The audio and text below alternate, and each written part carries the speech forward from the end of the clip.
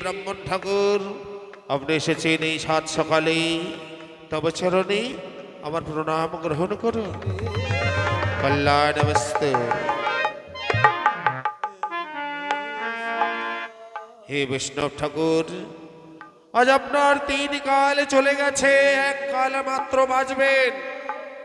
হে ব্রাহ্মণ ঠাকুর, বলুন কি চাই আপনার, কিসের প্রয়োজন? যা চাইবেন আমি তাই দেব আপনাকে।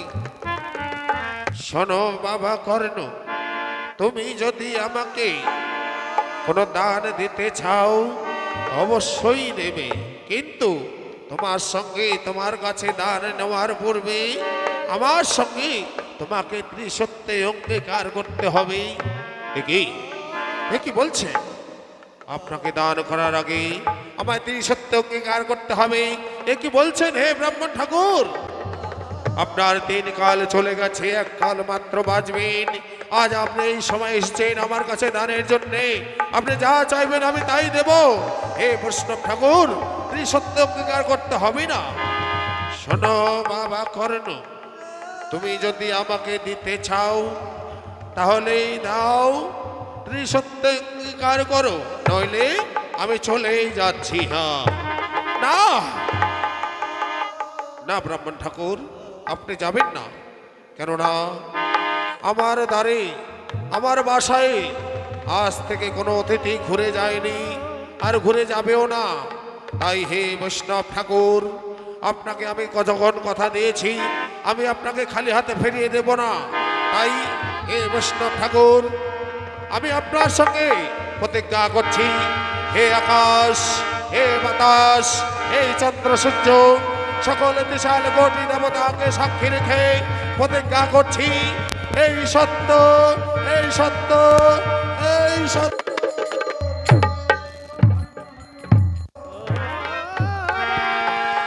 হে বৈষ্ণব ঠাকুর, আপনি যা চাইবেন তাই দিয়ে আপনার মনোবাসনা করব পূরণ। বলুন কি চাই এবার বলুন, আমি তো ত্রিসত্য অঙ্গীকার করেছি। বলুন হে ব্রাহ্মণ ঠাকুর, বলুন কি চাই আপনার? শোনো বাবা কর্ণ, বেশ ত্রিসত্য অঙ্গীকার করেছ, ভালোই করেছ। আমি আগামী কাল করেছি একাদশী, আজ তার পারনা, তাই তোমার গৃহে একাদশী পারনা করব বলে এসেছি। কি বাহ বাহ বাহ বাহ বাহ, এ তো আমার পরম সৌভাগ্য। আমার মতন ভাগ্যবান ভাগ্যবতী কে আছে যে আমার ঘরে আমি বৈষ্ণবকে সেবা দেব? নিতাই গৌর হরিবল হরিবল হরিবল।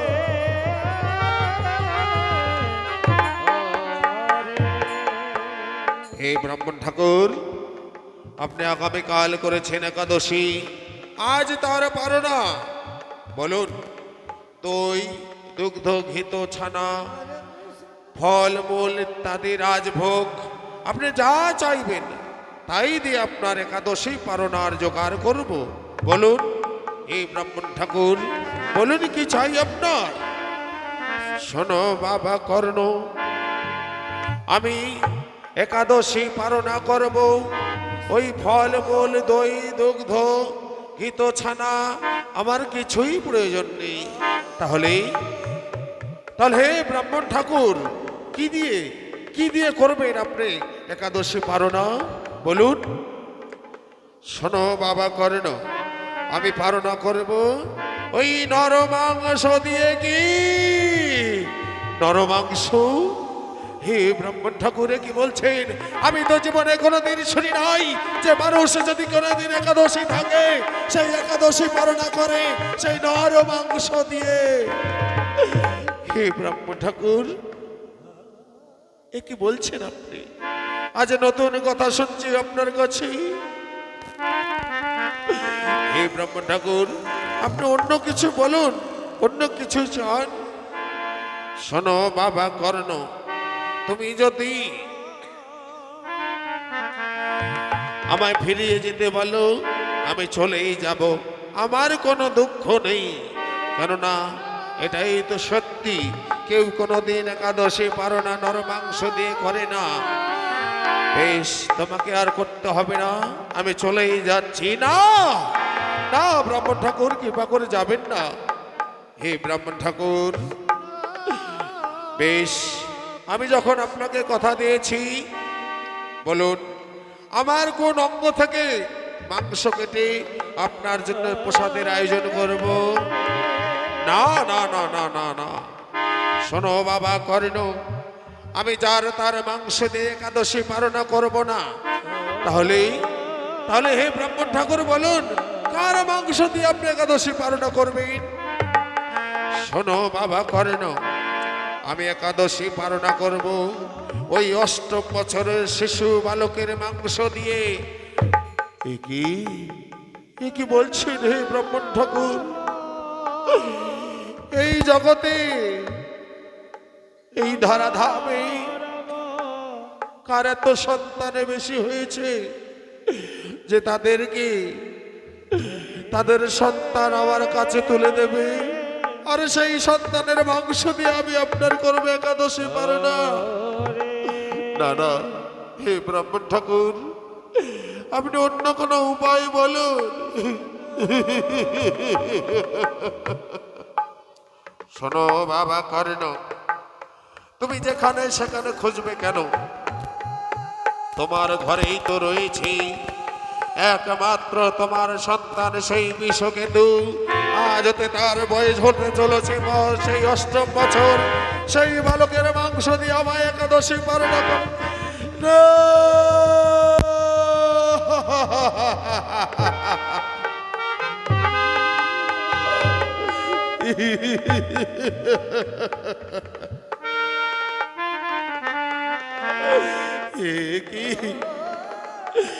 কি বলছেন ব্রাহ্মণ ঠাকুর?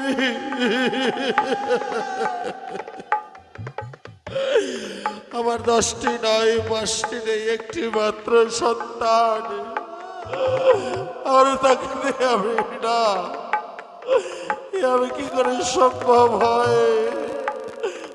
হে ঠাকুর, হে বিধাতা, তুমি আমায় কোন কঠিন পরীক্ষায় ফেললে ঠাকুর।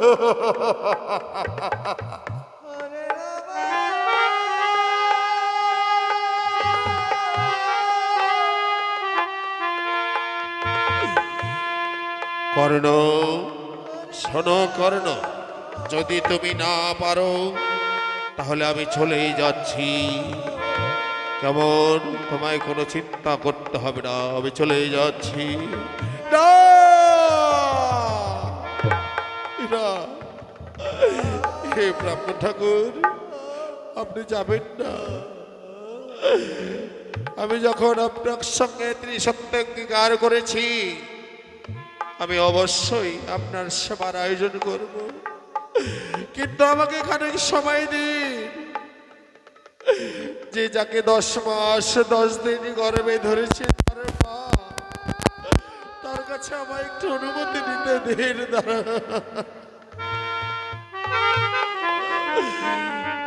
দারোয়ান, তোমার রানীমাকে খবর দাও, আমি তাকে ডেকেছি।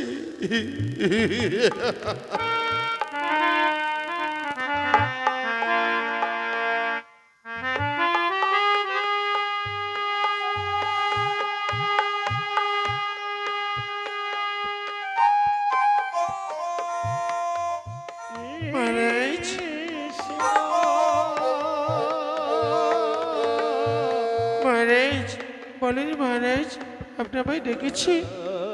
কি মহারাজ, আপনার চোখে জলে দেখছি কেন? কি হয়েছে বলেন মহারাজ, বলেন না।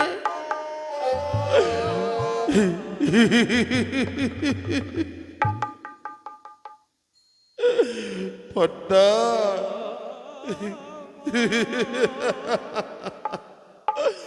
আমি যে পিতা হয়ে গেছি কথা শুনতে পাচ্ছি না, আর তুমি মা হয়ে কেমন করে সইবে পদ্মা? মহারাজ বলেন না, কি হয়েছে মহারাজ? পদ্মা, ওই দেখো পদ্মা, ওই যে অতিথি এসেছে, আজ সেই অতিথি জানো আগামীকাল করেছে একাদশী, আজ তার পারো না। মহারাজ এ তো পরম আনন্দের কথা। মহারাজ আমাদের মতো ভাগ্যবান ভাগ্যবতী কে আছি যে আমার ঘরেই আজ আমি বৈষ্ণবকে সেবা দিতে পারবো? বলেন মহারাজ। দই দুগ্ধ গীত ছানায় আপনি যা বলবেন আমি তাই জোগাড় করব। পদ্মা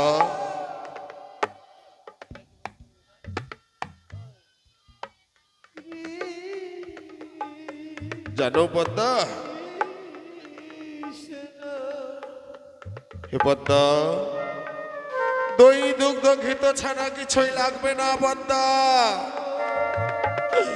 পদ্মা জানো ওই অতিথি সেবা করবে আমাদের ওই বিষকেতুর মাংস দিয়ে না।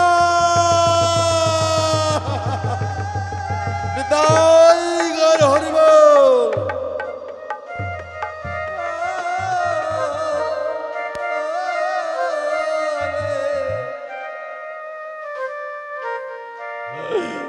পদ্মা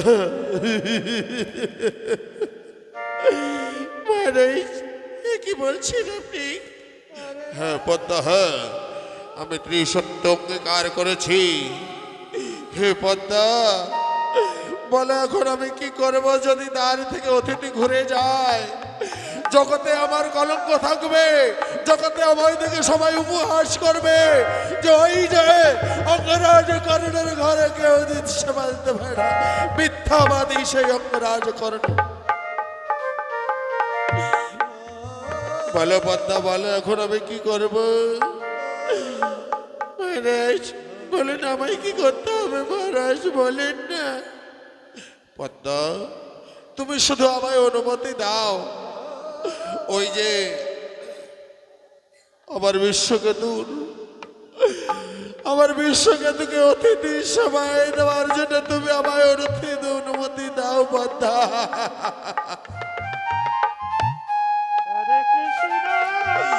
মহারাজ কি বলছেন মহারাজ? হ্যাঁ পদ্মা তুমি কি চাও তোমার স্বামীর কলঙ্ক হোক? তুমি কি চাও তোমার স্বামীর জগতে অপমানিত হোক? না না মহারাজ না, আমি হতে দেব না।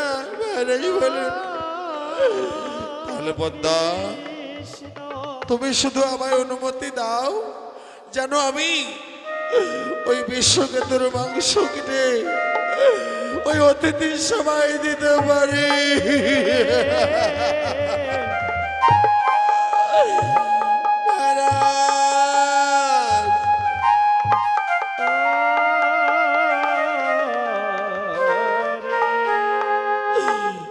মহারাজ আমি চাই না আমার স্বামীর কোনো কলঙ্ক হোক, কোনো অপমান হোক। মহারাজ আজ সন্তান আমাদের দশটি নাই পাঁচটি নেই, একটি মাত্র সন্তান। বেশ ওই সন্তানকে অতিথি সেবায় দেওয়ার জন্য আমি তোমায় অনুমতি দিলাম পদ্মা।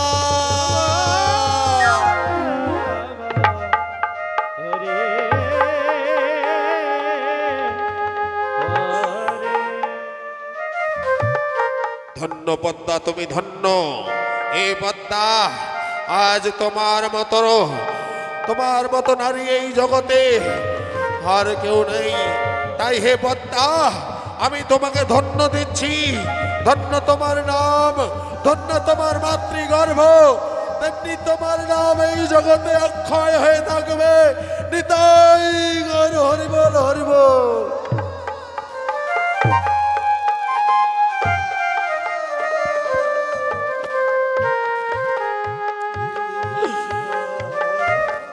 বেশ পদ্মা তাহলে এবার বলো কোথায় কোথায় আমাদের সেই বিশ্বকেতু? মহারাজ সকালের সনে খেলতে গেছে ওই ফুল বাগানি।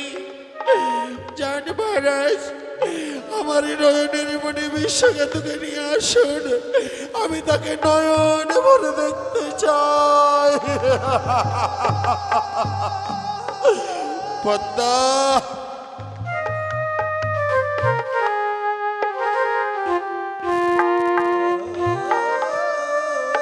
বেশ, পদ্মা, তুমি অতিথির পাশে বসে, আমি আমার এই নয়নের মনে বিশ্বঘাতকে নিয়ে আসি।